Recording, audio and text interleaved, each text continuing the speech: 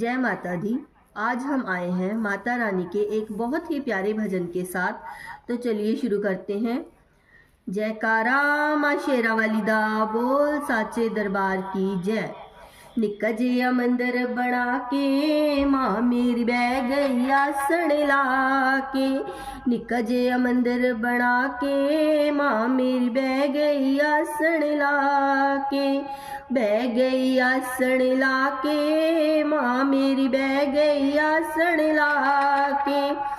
निक्का जिया मंदिर बना के माँ मेरी बह गई आसन ला के। माँ मेरी दी शेर सवारी, माँ मेरी दी शेर सवारी। शेर सवारी लगे प्यारी, शेर सवारी लगे प्यारी। वैष्णो दा रूप बना के माँ बह गई आसन ला के।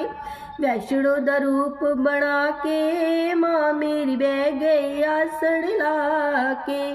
निक्का जिया मंदिर बना के माँ मेरी बह गई आसन ला के। निक्का जिया मंदिर बना के माँ मेरी बह गई आसन ला के। माँ मेरी दी हंस सवारी, माँ मेरी दी हंस सवारी। हंस सवारी लगे प्यारी, हंस सवारी लगे प्यारी। सरस्वती रूप बना के माँ मेरी बह गई आसन ला के। सरस्वती रूप बना के माँ मेरी बह गई आसन ला के। निक्का जिया मंदिर बना के माँ मेरी बह गई आसन ला के।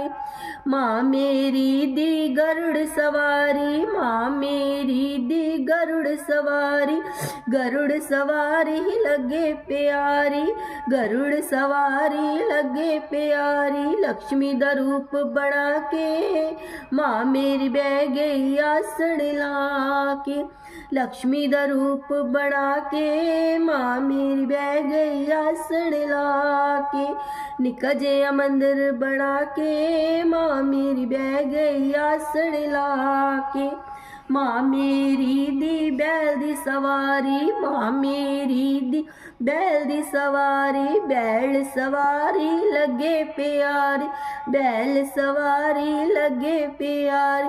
माँ गौरा दा रूप बना के माँ मेरी बह गई आसन ला के।